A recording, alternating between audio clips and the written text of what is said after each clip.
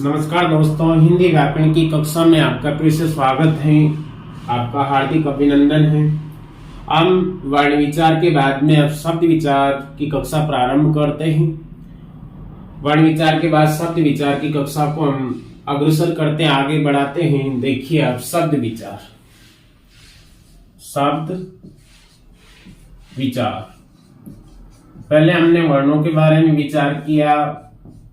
वर्ण किसे कहते हैं, वर्ण कितने प्रकार के होते हैं, इनका विभाजन हमने पढ़ा है, स्वर व व्यंजनों का वर्गीकरण पढ़ा है। अब हमारा जो अगला बिंदु आता है वो है शब्द विचार, अर्थात हम शब्दों पे विचार करेंगे। वर्ण के बाद में आगे जब हम बढ़ रहे हैं, वर्णों के बाद में हम शब्द विचार टॉपिक पर आ रहे हैं। दोस्तों, अगर आप हमारे चैनल पर नए हो तो प्लीज सब्सक्राइब और लाइक्स करें और अपने मित्रों को, दोस्तों को शेयर करें ताकि सभी को इस क्लास का लाभ मिलता रहे।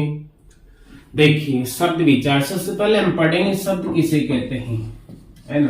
देखो, भाषा की सबसे छोटी सार्थक इकाई, भाषा की सबसे छोटी सार्थक इकाई क्या कहलाती है? शब्द कहलाती है। भाषा की सबसे छोटी सार्थक इकाई अर्थात अब वैसे तो भाषा की सबसे छोटी इकाई वर्ण पढ़ते हैं, लेकिन वर्ण का कोई अर्थ नहीं होता है और अर्थ की दृष्टि से देखा जाए तो भाषा की सबसे छोटी इकाई जो है वो क्या है? शब्द है। अर्थात अर्थ की दृष्टि से भाषा की सबसे छोटी इकाई क्या है? शब्द है। तो यहाँ हम लिखेंगे अर्थ के आधार पर, अर्थ के आधार पर, अर्थ के आधार पर, अर्थ के आधार पर भाषा की सबसे छोटी, भाषा की सबसे छोटी, सबसे छोटी इकाई,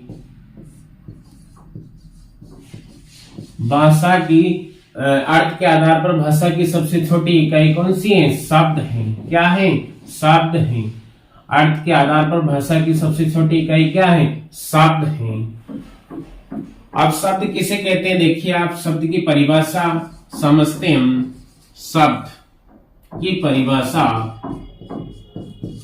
हमने वर्ण विचार में भी इसकी परिभाषा को समझा था, पढ़ा था, और यहाँ भी हम शब्द की परिभाषा को देख रहे हैं, समझ रहे हैं। देखो, शब्द वह इकाई होती है, अर्थात शब्द ध्वनि समूह या वर्ण समूह की सार्थक इकाई होती है। अर्थात शब्द वर्णों के सार्थक समूह को कहते हैं। यानी वर्णों के सार्थक मेल को क्या कहा जाएगा? शब्द कहा जाएगा। वर्णों का सार्थक मेल, वर्णों का सार्थक मेल, वर्णों का सार्थक मेल शब्द कहलाता है। सबसे छोटी परिभाषा है, वर्णों का सार्थक मेल क्या कहलाता है? शब्द कहलाता है। वर्णों का सार्थक मेल शब्द कहलाता है। अर्थात वर्णों के सार्थक मेल को क्या कहेंगे? शब्द कहेंगे। तो शब्द की परिभाषा क्या निकल कर आई है हमारे पास? वर्णों का सार्थक मेल शब्द कहलाता है। वर्णों का सार्थक मेल क्या कहलाता है? शब्द कहलाता है। या फिर हम परिभाषा देते हैं, अर्थात एक या एक से अधिक, एक या एक से अधिक, एक या एक से अधिक, एक या एक से अधिक, या फिर हम परिभाषा दे दे एक या एक से अधिक वर्णों से बने, अर्थात एक या एक से अधिक वर्णों से बने सार्थक ध्वनि समूह को, सार्थक ध्वनि समूह को, सार्थक ध्वनि समूह को शब्द कहते हैं। सार्थक ध्वनि समूह को शब्द कहते हैं, शब्द कहते हैं। अर्थात शब्द की परिभाषा क्या है? एक या एक से अधिक वर्णों से बने सार्थक ध्वनि समूह को हम क्या कह सकते हैं? शब्द कह सकते हैं। और शब्द भाषा की सबसे छोटी इकाई होती है। शब्द भाषा की सबसे छोटी इकाई होती है। शब्द भाषा की सबसे छोटी इकाई होती है। तो इस प्रकार से अर्थ के आधार पर भाषा की सबसे छोटी इकाई शब्द कहलाती है। शब्द की परिभाषा वर्णों का सार्थक मेल शब्द कहलाता है, अर्थात एक या एक से अधिक वर्णों से बने सार्थक ध्वनि समूह को शब्द कहते हैं। जैसे कोई भी हम शब्द ले लें, क प्लस म प्लस ल, तो ये तो क्या है, वर्ण है, और वर्णों से मिलकर क्या है, शब्द का निर्माण होता है। जैसे हम इसको जोड़ते हैं तो क्या बनता है, कमल, और कमल का अर्थ होता है, अर्थात ध्वनि समूह भी क्या है, सार्थक हो तो उससे शब्द का निर्माण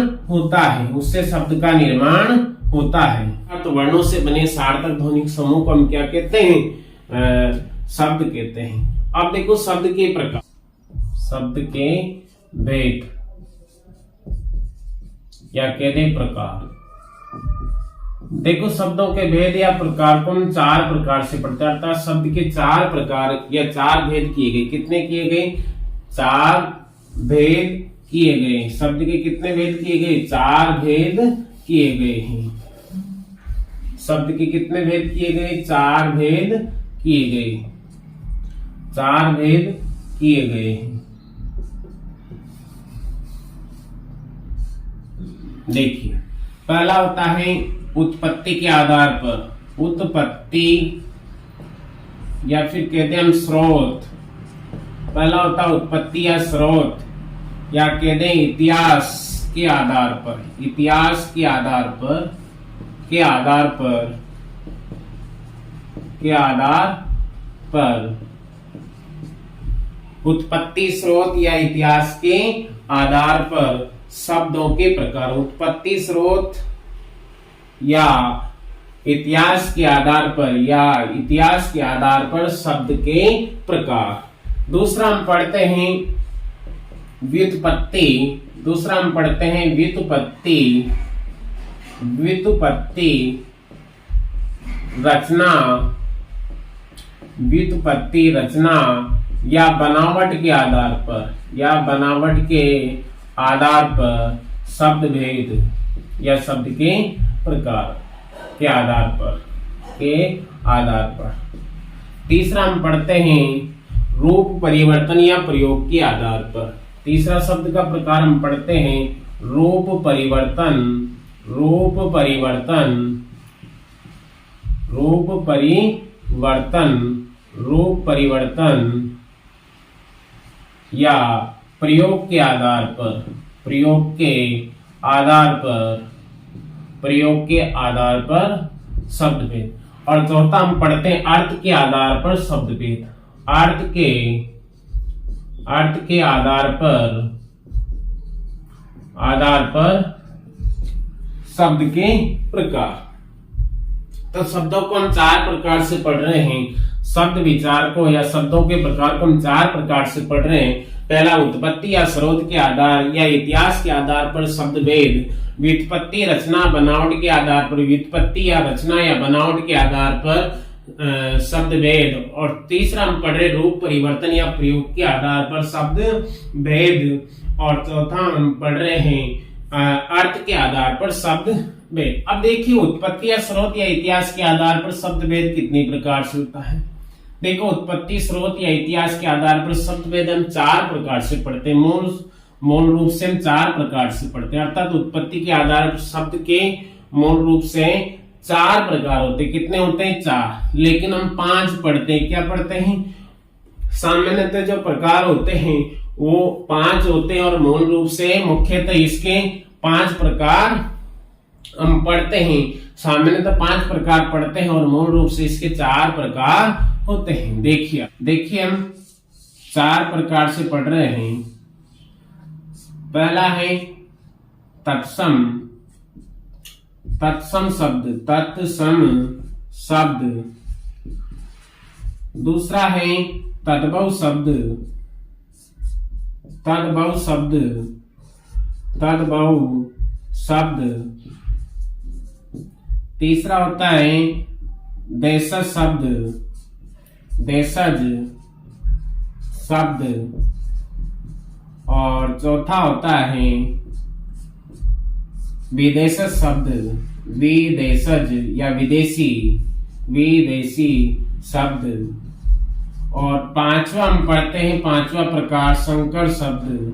संकर शब्द, संकर शब्द। तो इस प्रकार से मूल रूप से उत्पत्ति या स्रोत या इतिहास के आधार पर शब्द के चार प्रकार होते हैं, तत्सम, तद्भव, देशज, विदेशी। और एक हम अलग से पढ़ते हैं संकर शब्द। इस प्रकार से उत्पत्ति, स्रोत या इतिहास के आधार पर शब्दों के प्रकार हो जाते हैं 5। व्युत्पत्ति, रचना या बनावट के आधार पर शब्दों के जो प्रकार हैं हम 3 प्रकार से पढ़ते हैं। कितनी प्रकार से? 3। नंबर 1 आता है रूढ़ शब्द। रूढ़ शब्द।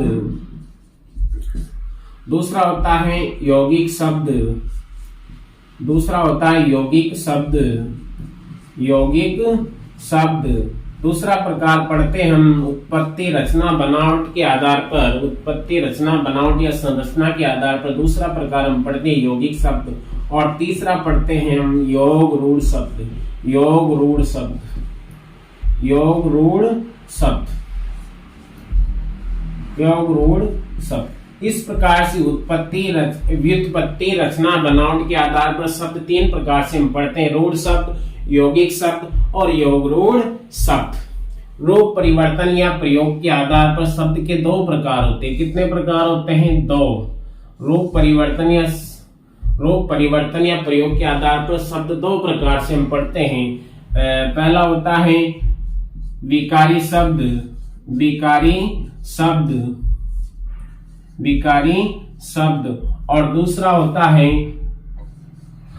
अविकारी शब्द। अविकारी शब्द। अविकारी शब्द। तो रूप परिवर्तन या प्रयोग के आधार पर शब्दों को हम 2 प्रकार से पढ़ते हैं, पहला विकारी शब्द और दूसरा अविकारी शब्द।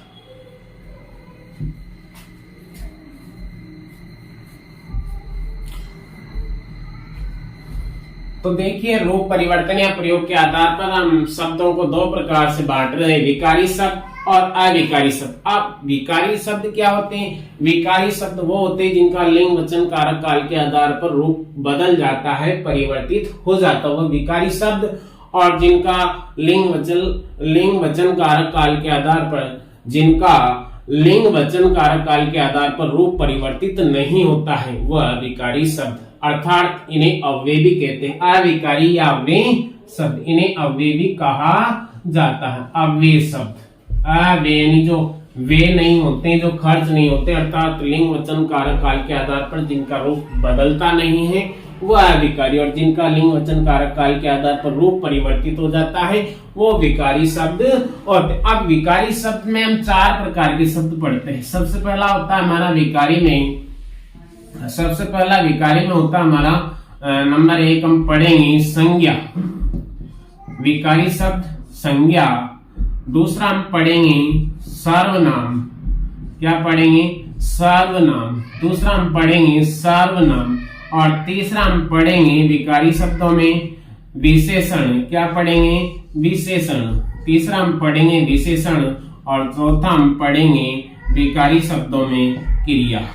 अर्थात ये 4 ऐसे शब्द हैं जिनका लिंग, वचन, कारक, काल के आधार पर वाक्य में प्रयोग होने पर विकार आ जाता है, बदलाव आ जाता है। लिंग, वचन, कारक, काल के आधार पर इनका रूप परिवर्तित हो जाता है, इसलिए इन्हें विकारी शब्द कहते हैं। और ये है 4, संज्ञा, सर्वनाम, विशेषण और क्रिया। अब अविकारी शब्द कौन कौन से देखिए आप। अविकारी शब्द ये भी 4 होते हैं। अविकारी शब्द भी क्या होते हैं? 4 होते हैं। नंबर 1 आता है क्रिया विशेषण अव्यय। क्रिया विशेषण, क्रिया विशेषण अव्यय, क्रिया विशेषण अव्यय। नंबर 2 पर हम पढ़ते हैं संबंध बोधक अव्यय। संबंध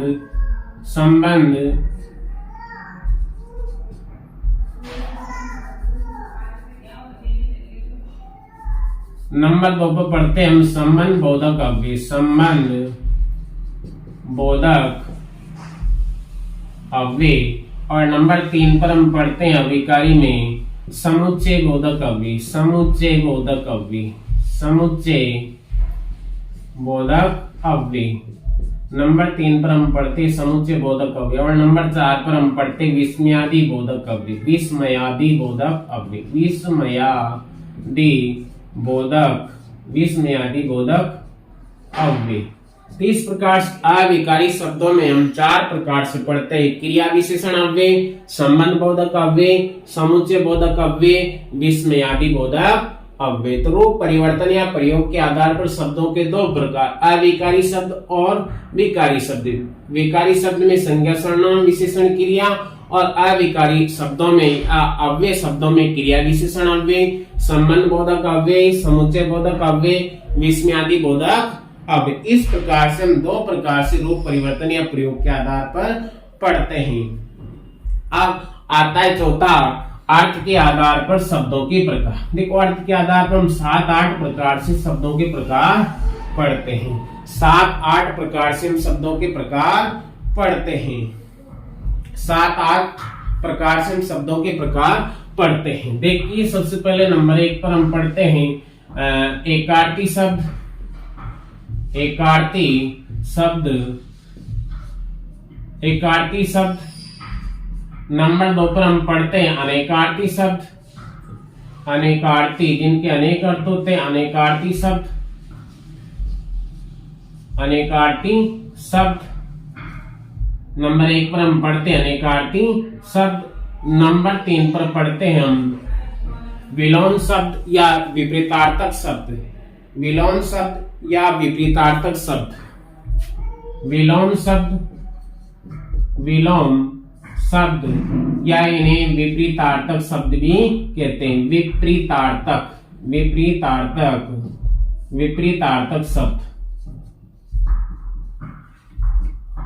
नंबर 4 पर हम पढ़ते हैं पर्यायवाची शब्द। पर्यायवाची, पर्यायवाची शब्द। नंबर 4 पर हम पढ़ते हैं पर्यायवाची शब्द। नंबर 4 पर हम पढ़ते हैं पर्यायवाची शब्द। नंबर 5 पर हम पढ़ते हैं समुच्चरित शब्द। नंबर 5 पर हम पढ़ते हैं समुच्चरित शब्द। नंबर 5 पर हम पढ़ते हैं युग्म शब्द या समुच्चरित शब्द या समुच्चरित, समुच्चरित शब्द। नंबर 6 पर पढ़ते हैं हम शब्द समूह। नंबर 6 पर पढ़ते हम शब्द समूह। शब्द समूह या वाक्यांश हेतु, वाक्यांश हेतु एक शब्द। वाक्यांश हेतु एक शब्द। नंबर 7 पर हम पढ़ते हैं समान प्रतीत होने वाले शब्द। समान प्रतीत होने, समान प्रतीत होने वाले शब्द या होने वाले शब्द या भिन्नार्थक शब्द। भिन्नार्थक, जिनका अर्थ भिन्न होता है लेकिन प्रतीत कैसे होते हैं? समान होते हैं। या भिन्नार्थक शब्द, भिन्नार्थक शब्द। इस प्रकार से हम अर्थ के आधार पर एकार्थी शब्द, अनेकार्थी, विलोम या विपरीतार्थक शब्द, पर्यायवाची शब्द, युग्म शब्द, समुच्चरित या समुच्चारित शब्द, शब्द समूह या वाक्यांश हेतु एक शब्द और समान प्रतीत होने वाले शब्द या भिन्नार्थक शब्द। इस प्रकार से शब्दों के हम क्या हैं? 4 भेद करते, 4 आधारों पर पढ़ते। शब्दों को हम कितने आधारों पर पढ़ते? 4 आधारों पर पढ़ते। कितने आधारों पर पढ़ते? 4 आधारों पर। नंबर 1 उत्पत्ति या स्रोत के आधार पर। नंबर 1 उत्पत्ति या स्रोत के आधार पर या इतिहास के आधार पर। और नंबर 2 व्युत्पत्ति या रचना या बनावट या संरचना के आधार पर शब्द भेद। नंबर 3 रूप परिवर्तन या प्रयोग के आधार पर शब्द भेद। और नंबर 4 अर्थ के आधार पर शब्द भेद। अब नंबर 1 उत्पत्ति या स्रोत या इतिहास के आधार पर शब्दों के मूल रूप से 4 प्रकार होते हैं। पहला तत्सम शब्द, दूसरा तद्भव शब्द, तीसरा देशज और चौथा विदेश। एक और हम पढ़ते हैं अलग से संकर शब्द। इस प्रकार से उत्पत्ति या स्रोत के आधार पर हम 5 प्रकार से पढ़ते हैं: तत्सम, तद्भव, देशज, विदेशी और संकर शब्द। व्युत्पत्ति या रचना या बनावट के आधार पर शब्द हम तीन प्रकार से पढ़ते हैं। पहला रूढ़ शब्द, दूसरा यौगिक और तीसरा योग रूढ़ शब्द। इस प्रकार से तीन प्रकार हो जाते हैं। व्युत्पत्ति या बनावट या रचना के आधार पर शब्द के तीन प्रकार, रूढ़ शब्द, यौगिक और योग रूढ़। रूप परिवर्तन के आधार पर हम दो प्रकार से पढ़ते हैं। रूप परिवर्तन के आधार पर हम शब्द भेद दो प्रकार से, पहला विकारी और दूसरा अविकारी। पहला विकारी और दूसरा अविकारी। देखो, विकारी का मतलब विकार आता है, अर्थात वह शब्द जिनको वाक्य में प्रयोग करने पर लिंग वचन कारक काल के आधार पर रूप बदल जाता है, वह विकारी शब्द होते हैं। और इनमें सबसे पहले हम पढ़ते हैं संज्ञा, नंबर 1, नंबर 2 पढ़ते हैं हम सर्वनाम, और नंबर 3 पढ़ते हैं विशेषण, और नंबर 4 पढ़ते हैं क्रिया। इस प्रकार से विकारी शब्द चार प्रकार से, संज्ञा, सर्वनाम, विशेषण और क्रिया। दूसरा है अविकारी शब्द या वे शब्द जिनका लिंग वचन कारक काल के आधार पर रूप परिवर्तित नहीं होता, अविकारी वे शब्द कहलाते हैं। और ये होते हैं चार प्रकार से हम पढ़ते हैं। पहला क्रिया विशेषण अव्यय, दूसरा संबंध बोधक अव्यय, तीसरा समुच्चय बोधक अव्यय और चौथा विस्मयादि बोधक अव्यय। चौथा अर्थार्थ के आधार पर शब्द भेद, पहला हम पढ़ते हैं एकार्थी शब्द, दूसरा अनेकार्थी शब्द, तीसरा हम पढ़ते हैं विलोम शब्द या विपरीतार्थक शब्द, चौथा पर्यायवाची शब्द, वियुग्म शब्द या समुच्चरित या समउच्चारित शब्द, शब्द समूह या वाक्यांश के लिए एक शब्द, समान प्रतीत होने वाले शब्द या भिन्नार्थक शब्द। इस प्रकार से हम शब्द भेद चार प्रकार से, चार आधारों पर पढ़ते। अब सबसे पहले हम नंबर 1 पर पढ़ेंगे उत्पत्ति या स्रोत या इतिहास के आधार पर शब्द भेद। अब सबसे पहले शब्द भेद में हम सबसे पहले नंबर 1 आधार लेंगे। फर्स्ट जो है वो लेंगे हम नंबर 1। नंबर 1 जो आधार है हमारा वो कौन सा है? उत्पत्ति, स्रोत, उत्पत्ति, स्रोत या इतिहास के आधार पर, या इतिहास के आधार पर, या इतिहास के आधार पर, या इतिहास के आधार पर शब्द भेद।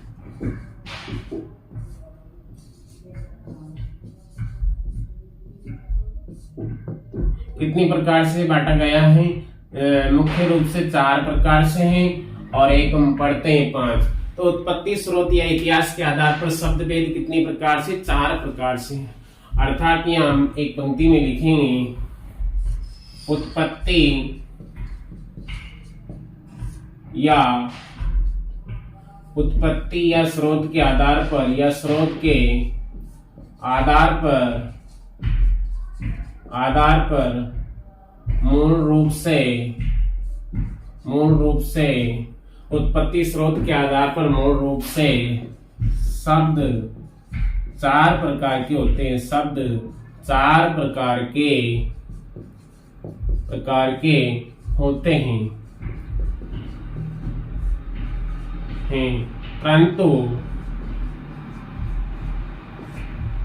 परंतु हम एक और प्रकार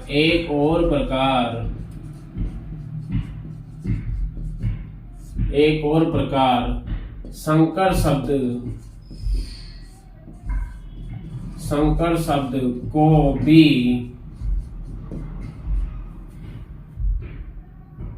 शब्द को भी इसी आधार पर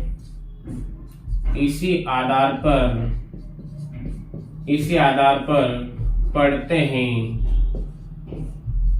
अतः शब्द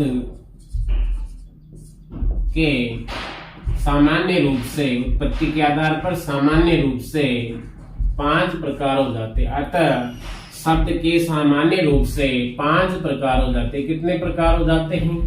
5 प्रकार हो जाते। मूल रूप से 4 और सामान्य रूप से 5 प्रकार हो जाते हैं, या 5 प्रकार हम पढ़ते हैं, 5 प्रकार हो जाते हैं। देखिए, तो उत्पत्ति स्रोत के आधार पर मूल रूप से शब्द 4 प्रकार के होते हैं, परंतु हम एक और प्रकार संकर शब्द को भी इसी के आधार पर पढ़ते हैं। अतः शब्द के सामान्य रूप से 5 प्रकार हो जाते, मूल रूप से 4 और सामान्य रूप से 5 प्रकार हो जाते। अब सबसे पहला इसमें आता है तत्सम शब्द। सबसे पहले तत्सम शब्द, देखिए तत्सम शब्द, देखो तत्सम, तत् यानी उसके, देखो तत्सम शब्द, तत् धन सम, तत् प्लस सम। तत् का मतलब क्या होता है? तत् का मतलब उसके मतलब मूल भाषा के अर्थात संस्कृत, उसके, सम यानी समान, क्या हो जाता है? सम यानी समान, यानी उसके समान। किसके समान? उसके का मतलब यहाँ पर किससे हो जाता है? संस्कृत से। किससे हो जाता है? मूल भाषा। और मूल भाषा का मतलब क्या हो जाता है? मूल भाषा। और मूल भाषा का मतलब हो जाता है संस्कृत। और संस्कृत में भी कौन सी संस्कृत? वैदिक या लौकिक? लौकिक संस्कृत। कौन सी संस्कृत? लौकिक संस्कृत। लौकिक संस्कृत। देखिए आप, तत् यानी उसके मतलब किसके? मूल भाषा। मूल भाषा कौन सी? संस्कृत। संस्कृत का भी कौन सा स्वरूप? वैदिक या लौकिक? लौकिक स्वरूप, अर्थात लौकिक संस्कृत के समान। यानी वे शब्द जो लौकिक संस्कृत के समान है परंतु हिंदी में उनका प्रयोग होता है, उन्हें क्या कहेंगे? तत्सम। उसके समान शब्दों का जब हिंदी में प्रयोग होता है, किसके समान? संस्कृत के समान। लौकिक संस्कृत के शब्दों का प्रयोग ज्यों का त्यों जब हिंदी में होता है तो उन्हें क्या कहते हैं? हम तत्सम शब्द कहते हैं। क्या कहते हैं? तत्सम शब्द कहते हैं। तत्सम शब्द तत् प्लस सम के योग से बना है।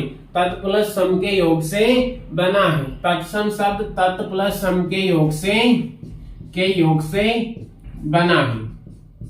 ठीक है, के योग से बना है।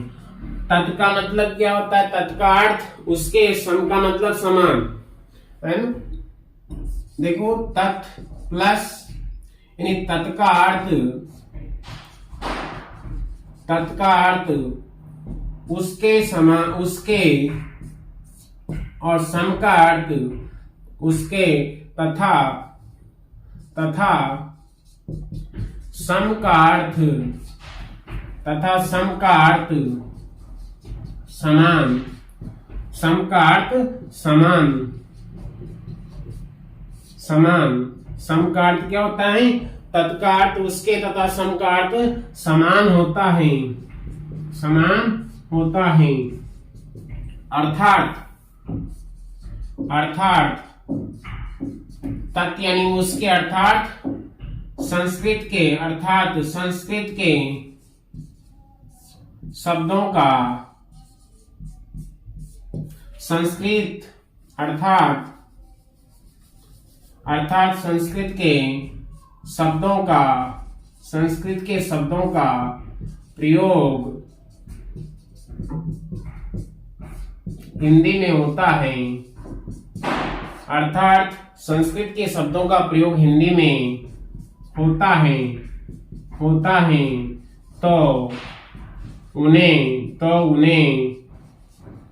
तो उन्हें तत्सम शब्द कहते हैं। क्या कहते हैं? तत्सम शब्द कहते हैं। तो उन्हें तत्सम शब्द कहते हैं। देखिए, संस्कृत के शब्दों का प्रयोग हिंदी में होता है तो उन्हें तत्सम शब्द कहते हैं। यानी वे शब्द जो संस्कृत के हैं मूलतः तो, लेकिन उनको हिंदी में अपना लिया गया या उनका प्रयोग जो का त्यों हिंदी में होने लगा है, उन्हें तत्सम शब्द कहते हैं। तो तत्सम शब्द क्या होगी परिभाषा? वे शब्द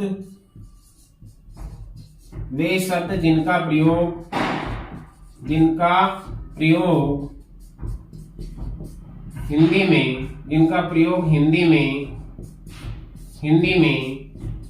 ज्यों का त्यों होता है। ज्यों का त्यों का मतलब क्या होता है? जैसे ही हिंदी में प्रयुक्त होते हैं, ज्यों का त्यों होता है तो उन्हें क्या कहेंगे हम?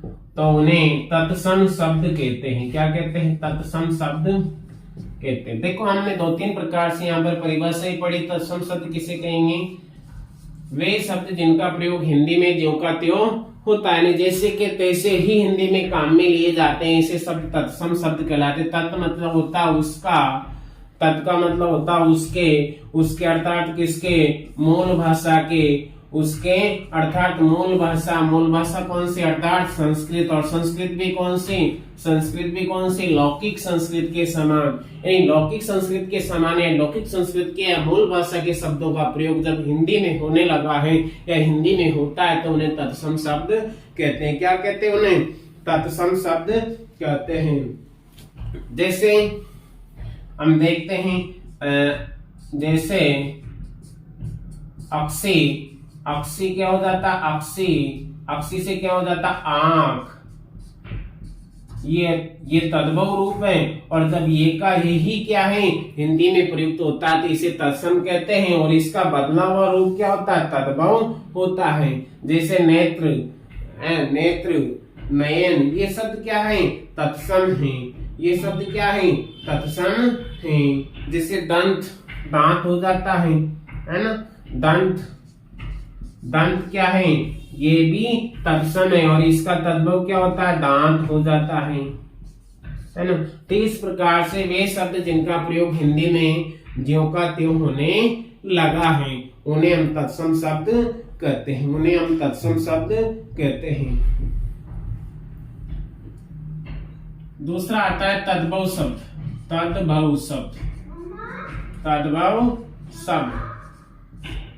देखिए, तत्सम किसे कहा हमने? वे शब्द जिनका प्रयोग ज्यों का त्यों हिंदी में होने लगा है। वे शब्द जिनका प्रयोग हिंदी में ज्यों का त्यों होने लगा, उन्हें हमने तत्सम कहा है। तो तद्भव शब्द किसे कहेंगे? तद्भव शब्द वे शब्द जिनका प्रयोग हिंदी में रूप बदलकर किया जाने लगा है। देखिए, तद धन बहु के योग से बना है। तद्भव किससे बना है? तद्भव के योग से बना है, के योग से बना है। तद्भव शब्द किसके? तद धन बहु के योग से बना है। तद का अर्थ होता है उससे, और भव का मतलब होता है बदलना, और भव का मतलब होता है परिवर्तित होना। उससे बदलना या फिर परिवर्तित होना। उससे किससे? अर्थात यहाँ उसका मतलब क्या हो जाएगा? वही संस्कृत। और संस्कृत का मतलब कौन सी संस्कृत? संस्कृत का मतलब मूल भाषा। कौन सी भाषा? मूल भाषा। और मूल भाषा में जो संस्कृत है वो कौन सी है? लौकिक संस्कृत। अर्थात लौकिक संस्कृत से बदला हुआ रूप जब हिंदी में काम लिया जाने लगा तो उसे हम तद्भव शब्द कहने लगे। तद यानी उससे, भव यानी बदला हुआ, परिवर्तित हुआ जो रूप है जो हिंदी में काम आता है उसे हम तद्भव कहते हैं। अर्थात वे शब्द जिनका प्रयोग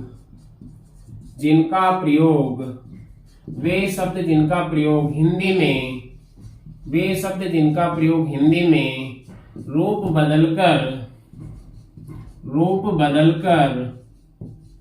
रूप बदलकर किया जाता है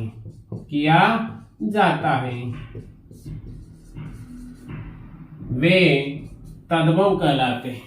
वे शब्द तद्भव शब्द कहलाते। कौन से कहलाते हैं? वे शब्द तद्भव शब्द कहलाते हैं। अर्थात वे शब्द जिनका प्रयोग हिंदी में रूप बदलकर किया जाता है या किया जाने लगा है वे तद्भव शब्द कहलाते हैं। क्या कहलाते हैं? तद्भव शब्द कहलाते हैं। क्या कहलाते हैं? तद्भव शब्द कहलाते हैं। जैसे हमने अभी पढ़ा था आंख, अक्सी का क्या हो गया? आंख। तो ये आंख क्या है? ये तद्भव है। हमने पढ़ा था दूसरा दांत, और दंत का क्या हो गया? दांत। तो ये क्या है? तद्भव है। इस प्रकार से वे शब्द जिनका रूप बदलकर, जिनका रूप परिवर्तित होकर हिंदी में प्रयुक्त होने लगे हैं, वे शब्द जिनका रूप परिवर्तित होकर हिंदी में प्रयुक्त होने लगे हैं, तद्भव शब्द कहलाते हैं। कौन से शब्द कहलाते हैं? तद्भव शब्द कहलाते हैं। तद्भव शब्द कहलाते हैं। अब इसके बाद में तत्सम और तद्भव, देखो हजारों लाखों की संख्या में ये शब्द हैं और इन शब्दों को हम एक एक करके नहीं पढ़ सकते क्योंकि लाखों की संख्या में। तो कुछ नए नियम स्थिर हमने किए हैं, उन नियमों के आधार पर हम इन नियमों में बांधकर इनको पढ़ेंगे। तो लगभग 95% अर्थात 95% शब्द उन नियमों के अंतर्गत आ जाएंगे। और कुछ अपवाद हैं, तो वो कुछ अपवाद भी होते हैं कि सबको समेटा नहीं जा सकता नियमों में, फिर भी लगभग काफी सुविधाजनक हमारे लिए हो जाएगा कि हम नियमों के आधार पर पढ़ेंगे तो हमें ज्यादा शब्दों को नहीं पढ़ना पड़ेगा। नियम अगर समझ लिए हमने तो हम बहुत से शब्दों को नियमों के आधार पर पहचान सकते हैं, जान सकते हैं कि तत्सम है या तद्भव है।